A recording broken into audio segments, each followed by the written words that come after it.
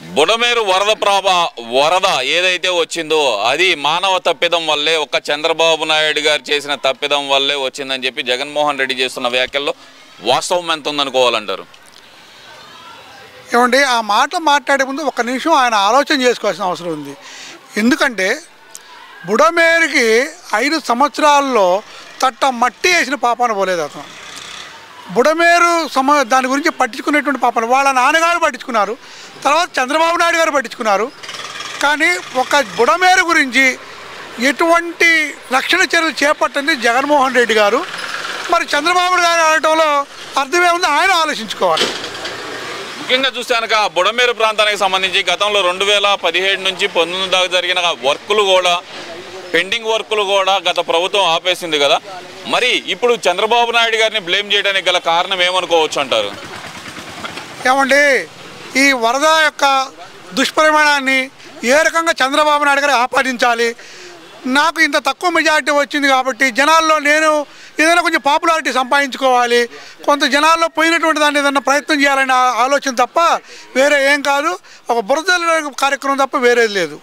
మరి గతంలో చూస్తే కనుక హుదూద్ తుఫాన్ అప్పుడు 1 కోటి రూపాయలు ప్రకటించారు, నిన్నటికి నిన్న 1 కోటి రూపాయలు ప్రకటించారు. మరి జగన్మోహన్ రెడ్డి గారు ఆ 2 కూడా సీఎం రిలీఫ్ ఫండ్కి ఎందుకు జమ చేయలేకపోయారు అంటారు? మరి ఏమండి, జగన్మోహన్ రెడ్డి గారు అనే వ్యక్తి 1 కోటి రూపాయలు ఇవ్వడం అనేటువంటిది అసలు ప్రకటించడం అనేది హాస్యాస్పదం. ఒక చిన్న యాక్టర్లు కానీ చిన్న వాళ్ళు సంస్థల వాళ్ళు కానివ్వండి, వాళ్ళు 1 కోట్ల రూపాయలు, లక్షల రూపాయలు ఇస్తున్నారు. మరి ఒక మాజీ సీఎం మొన్ననే దిగిపోయింది ఆయన. మరి వారు ఏ విధంగా పరిపాలన చేశారో, ఏ విధంగా వారికి మేలు జరిగిందో, ఎంతమంది ఎమ్మెల్యేలు మంత్రులు ఆయనకు మేలు చేసే విధంగా ప్రవర్తించారో, మరి ఆయన 1 కోటి రూపాయలు ఇచ్చారంటే ఆంధ్రప్రదేశ్ ప్రజలు మరి అర్థం చేసుకోగలరని నేను అనుకుంటా ఉన్నాను. ఆ 1 కోటి రూపాయలు కూడా ఎలా ఖర్చు చేయాలనేది మా సలహాదారులని అడిగి దాని గురించి ప్రకటిస్తాను అనే మాట అయితే అన్నారు కదా జగన్మోహన్ రెడ్డి గారు. మరి ఆ మాట చెప్పి కూడా 4 రోజులు అవుతుంది. మరి ఎలా ఖర్చు పెట్టాలో దాన్ని అనేది ఇంతవరకు వాళ్ళు డిసైడ్ చేసుకోలేకపోయారు అనుకోవచ్చు అంటారా? ఏమండి, ఆయన పదవి నుంచి దిగిపోయిన తర్వాత ఆ 1 కోటి రూపాయలు అనేవి ఆయనకు 10 కోట్లా కనబడతా ఉన్నాయి. అందువల్ల పాపం దాన్ని చాలా డిస్కషన్ చేసి దానికి ఇరిగేషన్కి ఎంత, సహాయానికి ఎంత, నిధికి ఎంత ఇవ్వాలి, లేకపోతే ఏమైనా హైట్ లేపడానికి ఎంత ఇవ్వాలి, పెద్ద లాకులు పెట్టడానికి ఎంత ఇవ్వాలి, డ్యాములు కట్టడానికి ఎంత ఇవ్వాలి, మరి వాళ్ళకి షెల్టర్లు ఎట్లా నిర్మించాలి, వాళ్ళందరికీ భోజనం వస్తే ఎలా ఇవ్వాలి, మంచి వాటర్ ప్యూరిఫైయింగ్ ఎలా ఇవ్వాలి, వాళ్ళ మరమ్మతులు ఎలా చేయాలి, పాపం ఇవన్నీ ఆలోచనలు చేయాలి కదండి. ఆయన 1 కోటి రూపాయలు మరి చేయడానికి ఇంత సలహా తీసుకోవాల్సిందేనండి ఆయన. ఎందువల్ల అంటారు? అసలు 1 కోటి రూపాయలు ప్రకటించినా సరే హుదూద్ అప్పుడుది ఇంతవరకు ఇవ్వలేదు అంటున్నారు. మరి ఇప్పుడు చూస్తే దీనికి 1 కోటి రూపాయలు ఇది ఇంతవరకు ప్రకటించారు కానీ దాని గురించి ఆచరణలో పెట్టింది లేదు. ప్రజల్ని నేను పేదల కోసం పుట్టాను, పేదల కోసం పెరిగానని చెప్పే జగన్మోహన్ రెడ్డి ఇప్పుడు అదే పేదలు కష్టాల్లో ఉంటే వాళ్ళకి సహాయం చేయడానికి కూడా ఎందుకని ముందుకు రాలేకపోతున్నారు అంటారు. ఈయన ప్రత్యేకంగా అసలు ఎక్కడుంటే ఇబ్బంది అవుతుందో అనుకొని బెంగళూరు వెళ్ళాడు అనుకోవాలంటారా? ఏమండి, ఒక విషయం వివరంగా చెప్తాను.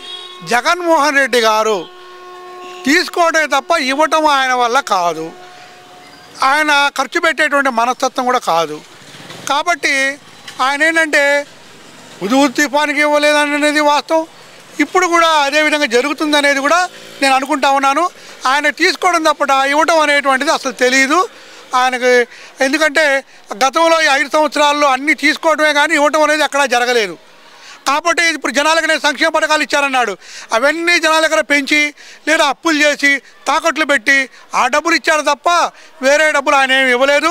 ఈ రాష్ట్రాన్ని పెంచడానికి ఆయన ప్రయత్నం చేయలేదు. కాబట్టి ఆయన డబ్బులు ఖర్చు పెట్టడం అనేది, రూపాయి తీయడం అనేది ఆయన చాలా కష్టంతో కూడుకున్నటువంటి పని.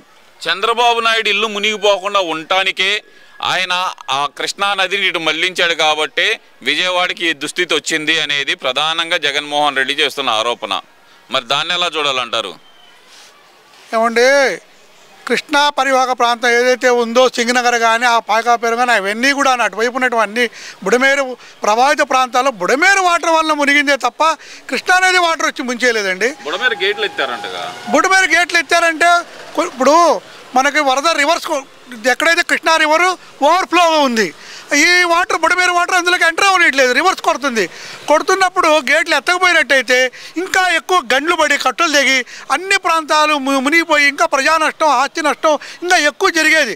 కొంచెం తిరగడం అనేటువంటిది మంచిదే అది, ఎందుకంటే కొంత ప్రభావితం అయినప్పటికీ కూడాను.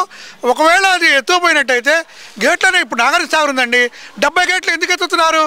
కారణం ఏంటంటే ఆ డ్యామ్ దెబ్బతింటుంది, లేదు గడ్లు పడి పక్కన ఉన్న ప్రాంతాలన్నీ మురిగిపోతాయి. చాలా కష్టం చేశాను. డ్యామ్కి నష్టం జరగవచ్చు, లేదా గండ్లు పడి ప్రజా నష్టం జరగవచ్చు, పంట నష్టం జరగవచ్చు, అనేకమైనటువంటి సమస్యలు ఎదురవుతాయి. కాబట్టి మరి గేట్లు ఎత్తడం అనేది సర్వసాధారణం. అది అయితే అనుకోకుండా వచ్చే వరద వల్ల ముందుగా ఇంటిమేషన్ ఇవ్వలేకపోయారా, ఇచ్చారా అనేటువంటిది కొంత మనం తెలుసుకోవాల్సిన అవసరం ఉంది. ముఖ్యంగా చూస్తే కనుక 28వ తారీఖే సెంట్రల్ గవర్నమెంట్ చెప్పినా సరే, భారీ వర్షాలు పడతాయి అని చెప్పినా సరే, ప్రభుత్వం మా మీద కక్ష సాధించుకోవడానికి రెడ్ బుక్ రాజ్యాంగం నడుపుతూ మమ్మల్ని ఇబ్బంది పెట్టే కార్యక్రమాలు చేస్తూ ప్రజల్ని గాలికి వదిలేసింది అనే మాట జగన్మోహన్ రెడ్డి చెప్తున్నారు కదా. మరి అసలు రెడ్ బుక్ ఓపెనే చేయలేదు. ఇంకా రెడ్ బుక్ చేసేది ఏంటండి, ఇంతవరకు కక్ష సాధింపు చర్యలు ఇంతవరకు ప్రభుత్వం అనేది ప్రారంభించలేదు. చంద్రబాబు నాయుడు గారు ఒకటే చెప్తున్నారు, నేను కక్ష సాధింపు చర్యలు తిరిగేవాడిని, జగన్మోహన్ రెడ్డి గారు లాగా నేను దిగేవాడిని కాదు. నేను ఎప్పుడైనా కూడా ప్రజా పరిపాలన మీద దృష్టి పెడతాను, ప్రజల యొక్క మేలు చేసే విధానాన్ని పాటిస్తాను, ఈ కక్ష సాధింపు ధోరణికి వెళ్ళను.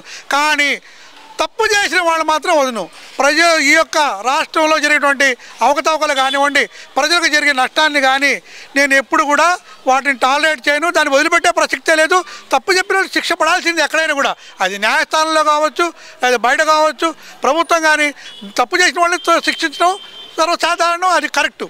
అంటే ఇక్కడ ఒక పక్కన వరదలతో ప్రజలు ఇబ్బంది పడుతుంటే, మరో పక్కన మాజీ ఎంపీ నందిగం సురేష్ని అరెస్ట్ చేసి తీసుకొచ్చి జైల్లో పెట్టడం, మా అమ్మల్ని అనగదొక్కడానికే కదా అనే మాట అయితే వాడుతున్నారు కదా. మరి ఏమండి, ఇప్పుడు అదే వైఎస్ఆర్సీపీ ఆఫీస్ మీద దాడి చేస్తే వాళ్ళు ఊరుకుంటారండి?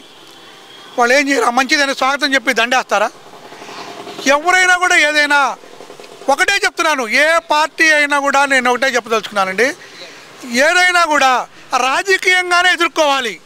అంతేగాని ఆఫీసులు పగలగొట్టడం, ప్రజల్ని కొట్టడం, లేకపోతే ఇంకోటి చేయడం, దానివల్ల ఏ పార్టీ అయినా కూడా ప్రజల యొక్క మనల్ని చూడగలేదు.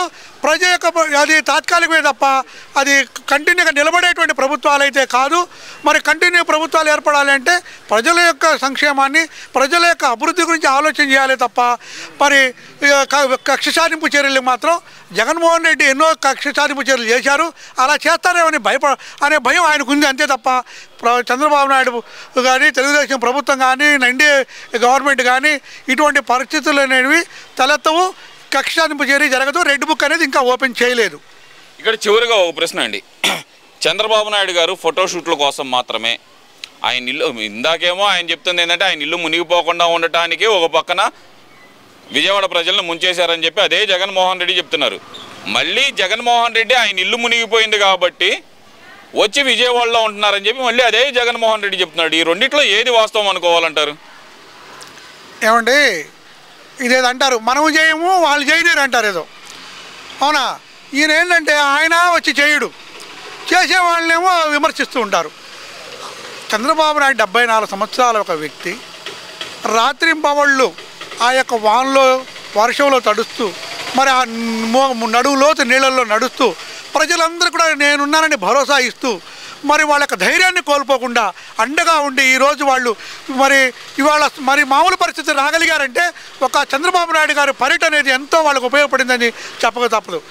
కానీ ఆయన మాత్రం మరి వాళ్ళు ఇదే విధంగా మరి వాళ్ళందరూ కుటుంబం మొత్తం కూడా అక్కడే ఉన్నారు, వేరే ప్రాంతాల్లో లేరు. ఇక్కడ ఉండి రాత్రి కూడా పర్యవేక్షిస్తుంటే ఆయనకేంటంటే ఈ చంద్రబాబు నాయుడు గారు ప్రజల్లో మనని ఎక్కడ పొందుతారో, మరి ఆయనకు ఎక్కడ ఇంకా ఆయన పేరు ఎక్కడ పెరిగిద్దో, ఆయన పార్టీ ఎలా పెరుగుతుందో అని యొక్క ఈర్ష్యతో తప్ప ఆయన 24 గంటలు అక్కడ ఉండి మరి పర్యవేక్షిస్తూ సహాయ సహకారాలు అందిస్తూ ప్రతి మానిటరింగ్ చేస్తూ మరి అన్ని సలహా సూచనలు ఇస్తూ అందరినీ అప్రమత్తం చేస్తూ అన్ని సహాయ సహకారాలు పంపిస్తూ ఉంటే మరి జగన్మోహన్ రెడ్డి గారికి ఈర్ష్య ఉంటుంది. అయ్యో ఇంకా ఈ విధంగా జనాల్లోకి వెళ్ళిపోతున్నారు చంద్రబాబు నాయుడు గారు, మరి రేపొద్దున నా పరిస్థితి ఏంటి, రేపొద్దున మళ్ళీ నేను రావాలంటే అవకాశం లేదే అని ఒక ఈర్ష్య తప్ప అనేటువంటి మాటలు తప్ప ఇంకోటి కాదని చెప్తున్నాను. Thank you.